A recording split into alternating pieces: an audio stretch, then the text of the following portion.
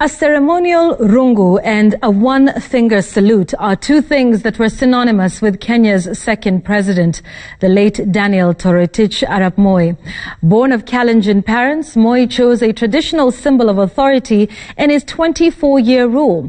He rarely missed it, be it in church or at a state function, whether locally or abroad. He had it embroiled in the lives of Kenyans through music and even money. As enock Sikolia reports, the rungu did not just represent power, but his philosophy. From the moment he was confirmed as the sole candidate in the 1979 presidential election, a shy Daniel Arap Moi knew power was his to hold. His ascent to power had been challenged by powerful men coalescing around Mzee Jomo Kenyatta, even before Kenya's first head of state breathed his last.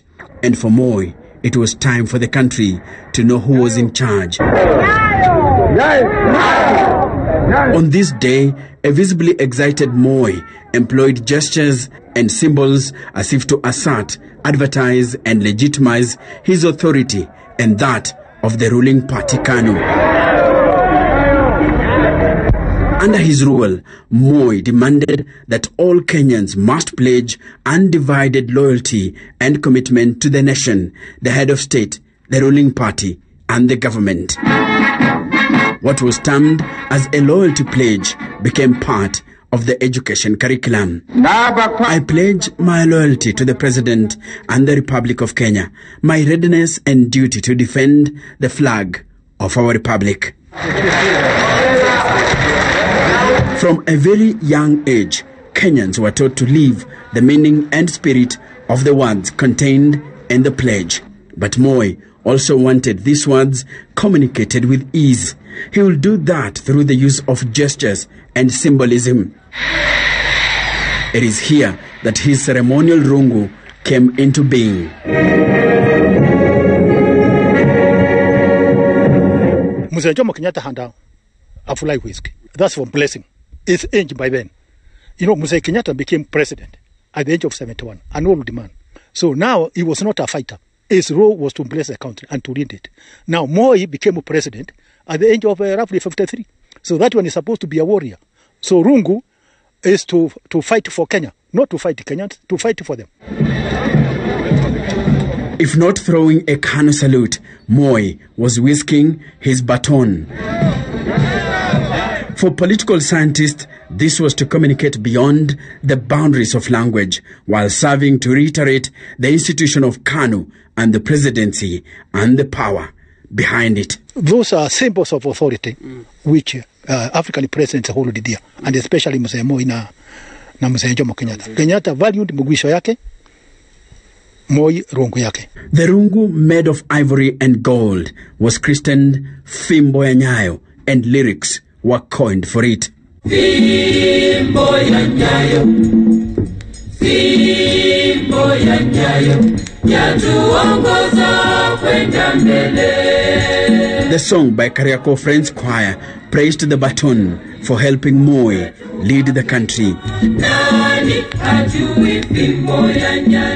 Kenya's second president always waved his rungu to the crowd after taking over the podium.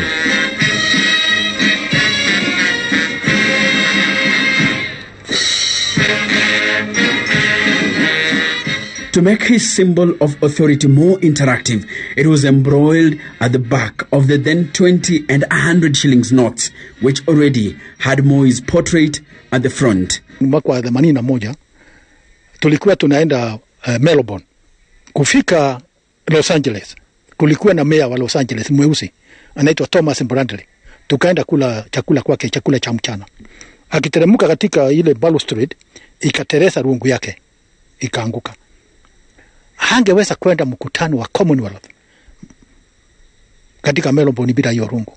So tulilala Honolulu, ndio tuitishe rungu ingine kutoka Nairobi. Mtu aliyekuwa anaitwa Toroitich akaambiwa chukue rungu ingine 2.